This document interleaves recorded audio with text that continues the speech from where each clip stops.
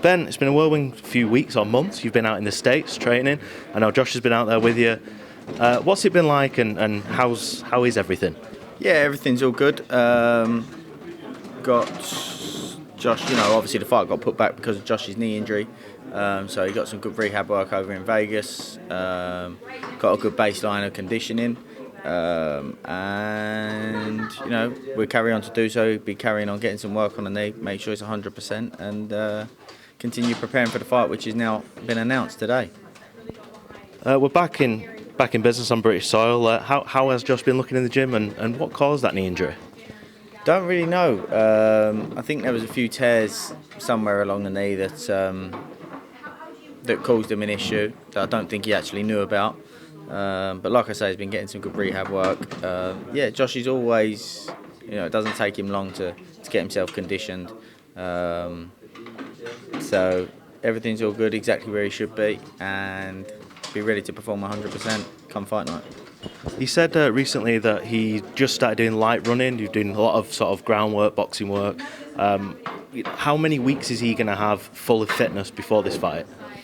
Depends on the rehab, so we'll have to see how that goes. But I myself will work alongside Dan Lawrence, Josh's strength and conditioning coach, and we'll come up with a few different modalities to make sure that even if he can't run or during the period of camp that he can't run, he'll have some other modalities to use to make sure that he's fully fit come fight night.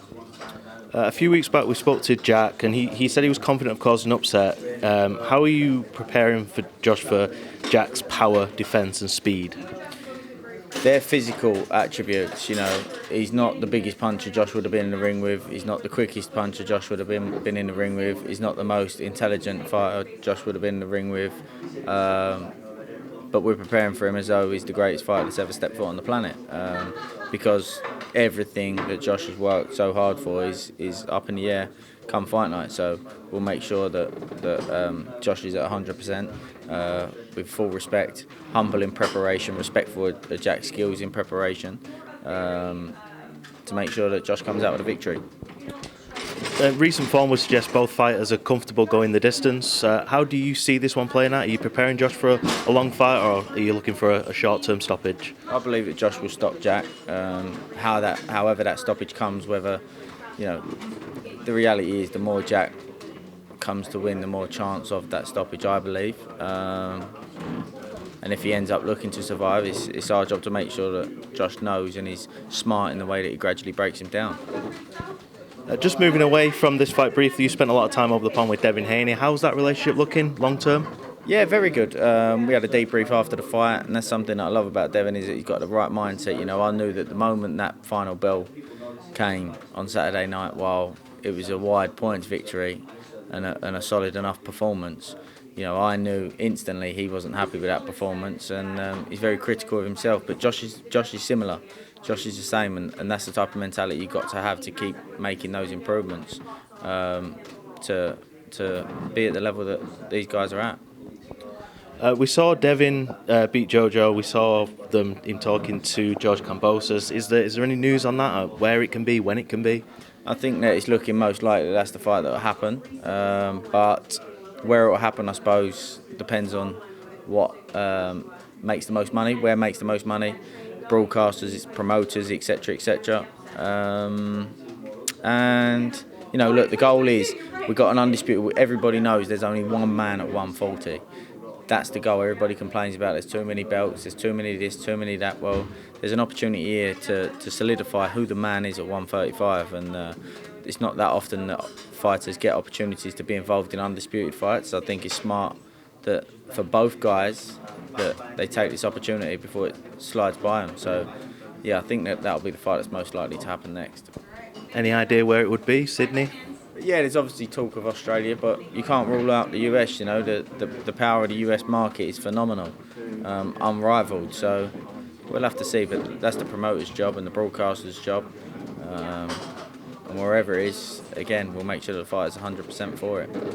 I just want to talk to you a little bit about your friend Tyson Fury. What do you know about this whole step aside fiasco with AJ? Should AJ step aside? I think it depends. If there's enough money on the table and he's guaranteed to fight the winner, then, why would you not?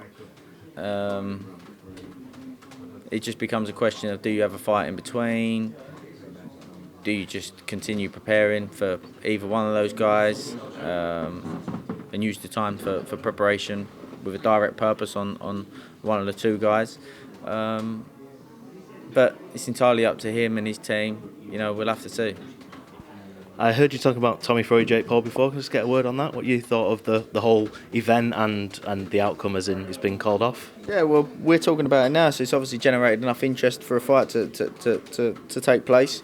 It's too big of a payday for him to not have anything wrong with him, to not have the fight. He's not exactly fighting a killer. I've said that I've got full respect for Jake Paul and the commitment he's shown to boxing, but the reality is he's not exactly a killer. So I don't think Tommy would have pulled out the fight if there wasn't a reason to pull out. But hopefully we get to see that fight early part of 2022. Lastly for me, I don't want to push too far ahead. Teofimo Lopez looks like to set up. There's been a lot of talk with Josh Taylor, Teofimo Lopez. What are your thoughts on that? What's your thoughts on it? Do you think that fight, he just got beat by George Kambosos at 135? What do you think would have happened if he stepped in the ring with Josh Taylor that night? What do you think? I think he'd have got beat. You would have got stopped in devastating fashion. So, there's no... February 27th doesn't exist. Life does not exist past February 26th. That's the only focus. No fighters... Josh Taylor's name shouldn't be mentioned alongside anybody other than Jack Cattrall until February 27th. Ben Davison, thank you for speaking to Sportsman. Thanks, mate.